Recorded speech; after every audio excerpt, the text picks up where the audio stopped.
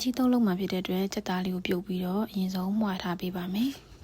ပြီးရင်စီထက်စနွမ်းမုံထက်ရောင်တင်မုံအရင်ထည့်ရမှာကျွတ်သွန်နေရင်ထည့်ရမလားမသိဘူးရောင်တင်မုံရင်ထည့်လိုက်ပါတယ်ပြီးကျွတ်သွန်နေထည့်ပြီးတော့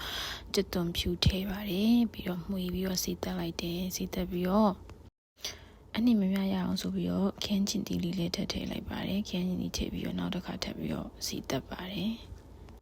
ပြီးတော့လိုအပ်တဲ့အရသာမုံတွေထည့်ပါတယ်စားတို့ချုံမုံတို့ထည့်ပြီးတော့စီတက်ပြီးတော့မှုထားတဲ့ကြက်သားလေးကိုထည့်ပြီးတော့နောက်တစ်ခါစီတက်ပါတယ်စီတက်ပြီးရင်ရေလေးထည့်ပြီးခဏတည်ထားပါမယ်အခုကတော့ကြက်ဥပြုတ်မှာဖြစ်ပါတယ်ကြက်ဥကို4 လုံးလောက်ထည့်မယ်ပေါ့နော်4 လုံးလောက်ထည့်ပြီးတော့ရေလေးနဲ့ထည့်မယ်ကြက်ဥလေးကိုလည်းပြုတ်ထားပါမယ်ခုဆိုရင်တော့နန်းကြီးတုပ်စားဖို့ကြက်သားနှစ်လေးရပါမယ်ဝယ်လာတဲ့ဥတုံးခောက်ဆွဲလေးကိုရင်သွေးထဲမှာခဏလောက်ထည့်ပြီးပြုတ်ထားပါမယ်ပြီးရင်ဟင်းချိုလေးလည်းထည့်ထားပါမယ်ခုဆိုရင်တော့စပြီးတော့တုပ်တော့မှာဖြစ်ပါတယ်ကြက်သားနှစ်ထည့်မယ်ပေမုံကျွတ်သွန်ကြောငယ်တီမုံပြီးရင်တော့နေပါမယ်